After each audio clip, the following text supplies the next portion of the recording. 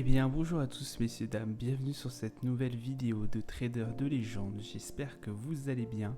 Aujourd'hui on se retrouve pour parler d'un des plus grands traders de notre temps. Effectivement, il trade toujours, il est toujours vivant, il est connu notamment pour avoir prédit le lundi noir. Je veux bien évidemment parler de Paul Tudor Jones.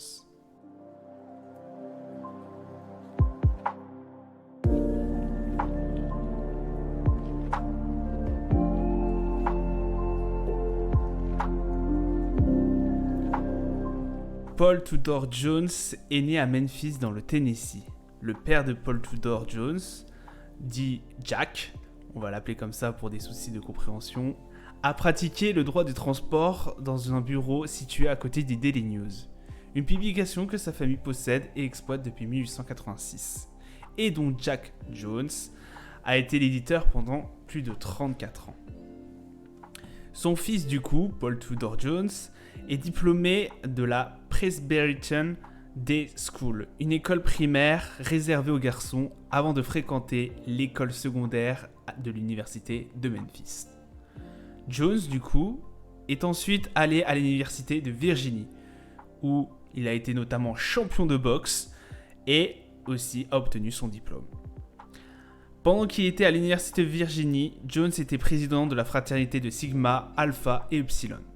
Pour payer ses frais de scolarité, Jones a écrit pour le journal de sa famille, du coup, sous le nom de Paul Eagle.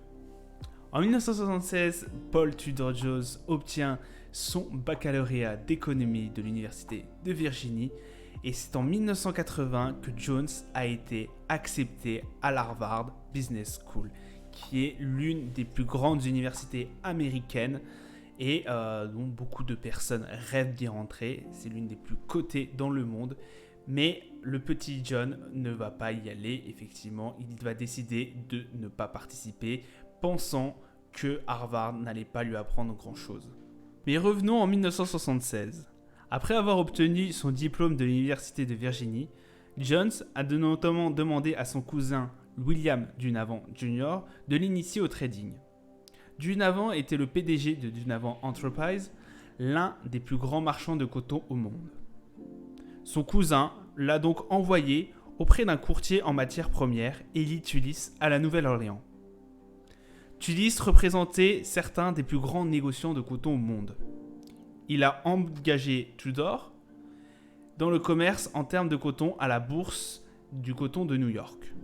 Par la suite, et selon une petite histoire, Eli Tullis aurait renvoyé Jones après que ce dernier se soit endormi à son bureau après une nuit de fête à la Nouvelle-Orléans. En 1980, Jones fonde la Tudor Investment Corporation, une société de gestion d'actifs dont le siège est à Stanford dans le Connecticut. Dunaval et Tullis sont bien évidemment parmi ses premiers clients. L'un des premiers et des principaux succès de Jones a été notamment de prédire le Black Monday de 1987. Effectivement, il a réussi à tripler son argent pendant cet événement en raison d'importantes positions courtes. C'est notamment grâce à Peter Borish, son second, qu'ils ont réussi à anticiper le crack de 1987 en cartographiant le marché de 1987 par rapport au crack précédent, donc c'est-à-dire le crack de 1929. Grâce à ce crack et à ses positions, Tudor réussit à gagner plus de 100 millions.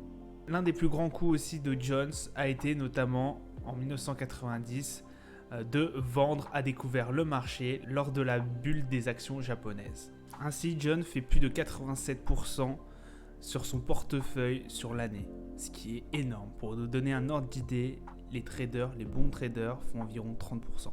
Mais John n'est pas juste que trader, effectivement, il est aussi le fondateur de Hubble Foundation, une organisation caritative soutenue principalement par des opérateurs de fonds spéculatifs. En effet, ce fonds tente d'atténuer le problème causé par la pauvreté à New York. Il y a aussi d'autres membres qui sont très connus, comme Peter Borish ou encore Glenn Dubin. Glenn est aussi l'un des amis de Jones, ils ont plusieurs fois travaillé ensemble. En novembre 2019, le magazine Forbes estimait sa valeur nette à 5,3 milliards de dollars américains, faisant de lui la 343e personne la plus riche du Forbes 400 et le 7e gestionnaire de fonds spéculatifs le mieux rémunéré. John est toujours à la tête de son fonds de 13 milliards de dollars, avec plus de 25 ans de trade derrière lui et d'investissement. Il n'a connu que très peu de revers, juste une année où encore il a réussi à rester positif avec un gain de plus 1,6% sur la totalité de l'année. Tudor était aussi connu pour être un trader assez fêtard. Il a notamment été viré comme je vous l'ai dit, par Tullis pour avoir fait trop la fête à la Nouvelle-Orléans. Mais par la suite, il a décidé de se marier. Il a eu 4 enfants. Il a encouragé notamment ses filles à faire du trading. Jones est aussi un très grand philanthrope. Effectivement, en 1986, Jones a décidé d'adopter une classe de 6e à Brooklyn dans une école publique sous-performante. Jones a notamment garanti une bourse universitaire aux étudiants diplômés du secondaire. Son idée était que cela inciterait les étudiants à s'engager dans les études universitaires, son objectif étant de 90% de ces étudiants terminent avec succès leurs études secondaires pour ensuite passer à l'université. Cependant, seulement 33% de ces élèves de la classe ont finalement obtenu leur diplôme d'études secondaires.